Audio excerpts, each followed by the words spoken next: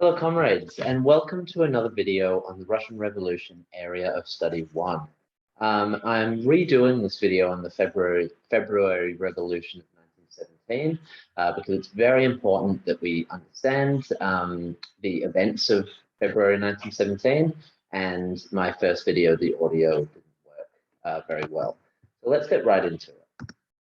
First of all, let's have a look at a few key quotes relating to February of 1917. The first quote comes from Tsarina Alexandra on the 25th of February 1917, and she was sending a telegram to Nicholas, who was away from Petrograd as the commander-in-chief. And she said, "This is a hooligan movement. If the weather were very cold, they would probably all stay at home. All this will pass and become calm if only the Duma will behave itself." She was very much blaming the Duma, who at this point were very critical of the Tsar and the government, and she was very much underplaying the revolution that was taking place around her, showing her being so out of touch with what was happening in the real world that she couldn't even see that a revolution was taking place. The next quote is from the Petrograd Chief of Police, and this is from October 1916, so a few months before the revolution. And he said, "We are on the eve of big events, compared with which 1905 was child's play." Of course, he's referring to the 1905 revolution, and he was absolutely right. He could sense the rising tensions in Russia and knew that a big revolutionary event was around the corner. The next one, Tsar Nicholas, on being warned that the situation was deteriorating in the capital and that immediate action was needed, was quoted as saying the following: "That fat Rodzianko has again sent me some nonsense to which I will not even reply." Now, this came at a time when the revolution was completely out of hand. Rodzianko, who was the head of the Duma, had been warning the Tsar that the situation was really dire, and the Tsar, much like the Tsarina, was underplaying the situation. The next one, we've got soldiers of the Petrograd garrison who were ordered to suppress the revolution. They started fraternizing with workers a few days into the revolution. And one soldier, Fyodor Lin, remembered shouting as he ran through his barracks, "To arms, to arms. They are killing innocent people, our brothers and sisters." So this is a quote that highlights the move from the Petrograd garrison to join the revolution. So once the soldiers joined the revolution, it was pretty much over for Nicholas because they had the weapons and they had the power on the streets. The next one is from General Kabalov, a Russian general in Petrograd. And on the 27th of February 1917, he telegrammed Nicholas and said, "I beg to inform His Imperial Highness that I am not able to carry out his instructions about the restoration of order in the capital." It had completely become out of hand and he was unable to do anything at this point. And finally, Tsar Nicholas on the 2nd of March said, "If it is necessary that I should abdicate for the good of Russia, then I am ready for it." That is his final abdication and the end of the Tsarist regime. Now let's have a look at the timeline of the February Revolution. So first of all, we've got the 18th of February when workers of Petrograd's Putilov Steelworks go on strike over pay and conditions.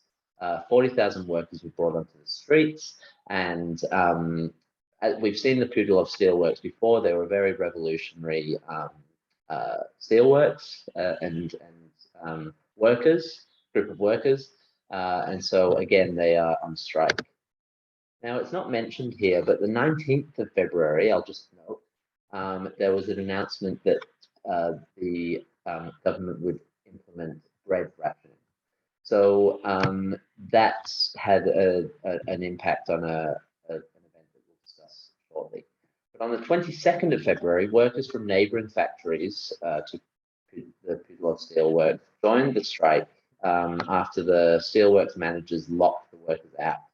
The strikers are denouncing the government at this point, and the temperatures rise to 8 degrees after a bitterly cold winter. So people are keen to be outside after being stuck inside for so long.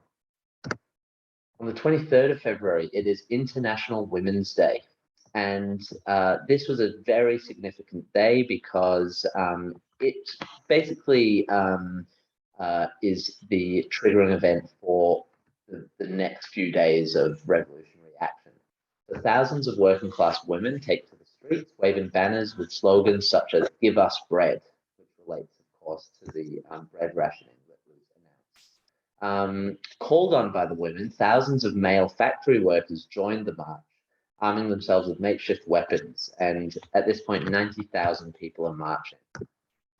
The next day, 24th of Feb, the strike increases, more than doubles, and the numbers are now around 200,000 people striking. There are no leading revolutionaries directing the action, which is quite astounding. And it shows that the February Revolution was a truly worker-based revolution, and it wasn't organized by any Bolsheviks or Mensheviks or SRs.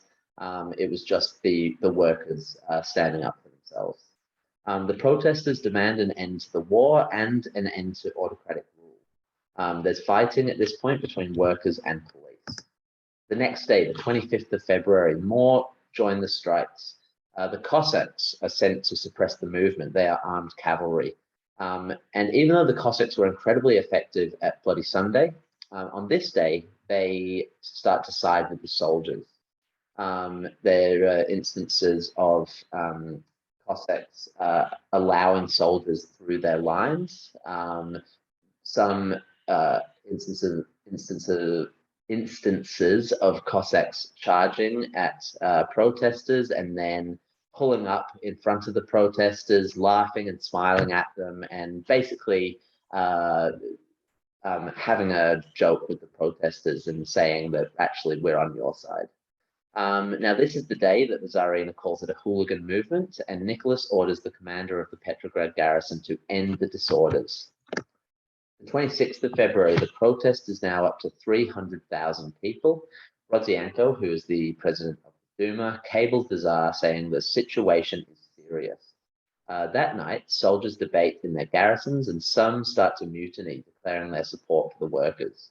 The Tsar refuses to listen to Rodzianko and instead orders the dismissal of the Duma. On the 27th of February, this is an incredibly significant day because this is when the soldiers truly start to mutiny at a large scale. Now, Rodzianko cabled the Tsar again, and this is when the Tsar says that Rodzianko was talking nonsense and that he would not even reply. 400,000 workers are on general strike now. There are mutinies, widespread mutinies among the Petrograd garrison, to the point that 70,000 soldiers join the protesters. And now the protesters are armed with guns. The Duma suspends meeting, but 12 members, including Pavel Milyakov, Rodzianko, and Alexander Kerensky, who's a very significant figure, form what is known as the Provisional Committee. The Provisional Committee would later become the Provisional Government, who take over after the abdication of the Tsar. So that's quite a significant group to be aware of. The Provisional Executive Committee of the Soviet of Workers' Deputies, otherwise known as the Petrograd Soviet, which is made up of Mensheviks and Socialist Revolutionaries, or SRs, also meet at this time. And this assembly, as I said, turns into the Petrograd Soviet. 28th of Feb, the next day, there is a widespread surrender of police and Tsarist officials because the Petrograd garrison had joined the protesters. There was really nothing that they could do at this point. There's a sea of red across Petrograd, people celebrating the revolution. There's an election of workers and soldiers deputies to the Soviet. Tsar Nicholas sets off for Petrograd by train, thinking that his presence will bring order and bring peace. Unfortunately for him, the train is stopped by revolutionary troops and redirected to Pskov. On the 1st of March, the Provisional Committee resolves to take power as the Provisional Government. The Petrograd Soviet accepts this development. So there's basically two powers, the Provisional Committee and the Petrograd Soviet. And the Petrograd Soviet accepts the provisional government. However, the Soviet releases Order Number 1, which is that soldiers of the Petrograd garrison will obey the orders of the new government, the provisional government, so long as they do not contradict the will of the Soviet.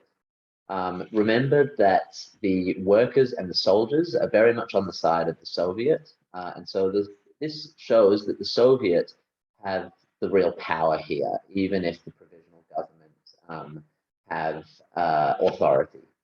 Now, this is the beginning of a period known as dual authority or dual power. Dual meaning the Petrograd Soviet and the provisional government.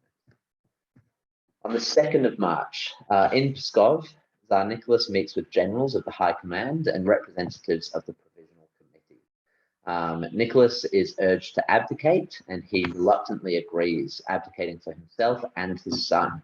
Now, he announces that his younger brother, Mikhail, should be the new Tsar. In Petrograd, the provisional government is formally announced. Now, even though he announced that his younger brother would be the new Tsar, Mikhail is not very interested in this proposition. So on the 3rd of March, the provisional government meets with Mikhail, who, after much discussion, declares his support for the provisional government and offers his abdication. So this brings a total end to Romanov rule and an end to Tsarism in Russia once and for all. So the 2nd of March is when Nicholas abdicates. The 3rd of March is when Mikhail abdicates, and that brings an end to Tsarism.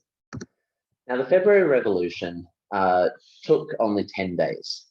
News of the revolution spread throughout the empire, leading to mass jubilation.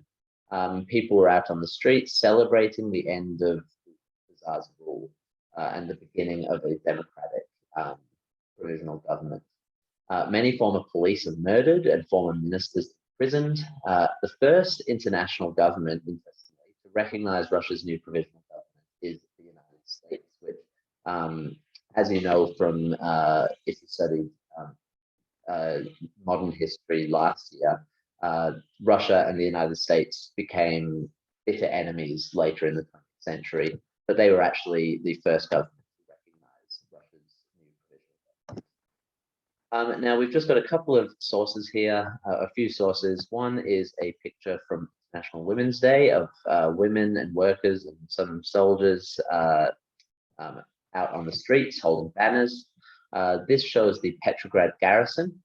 Now, as we know, the Petrograd garrison mutinied. Many of the soldiers mutinied and joined the protesters. So we see guns here. So that makes a much stronger revolution. And here we have got an extract from historian Robert Service's History of the Russian Revolution. So Service says the February events were complex. The workers had rebelled and the soldiers had refused to suppress them. But the strikes, demonstrations, and mutiny could still have been quashed. Coercive agencies had kept faith with Nicholas II. There was no popular certitude that the last knell of Romanov power had been tolled. What made the difference, finally, was that the middle-ranking enforcers of order on the streets had lost their will to use violence to maintain the status quo. In the meantime, the Revolutionary Party activists shrugged off the worries they felt since the Okhrana had smashed their little groups in December 1916, and behind the scenes, the elites of the Duma and big business were gleeful.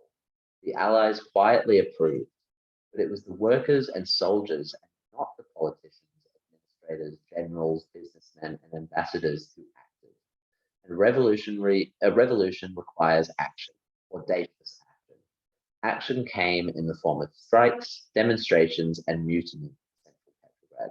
So that really highlights that this was a revolution of the workers and soldiers, not of the revolutionary leaders. So that is the February Revolution. After this, the provisional government takes power, and the Petrograd Soviet is also an incredibly powerful group leading to dual authority or dual power, which is our next topic. So I will bring the video to an end. I hope that you found this useful. I hope the audio is a bit better than the last video, and I will see you soon.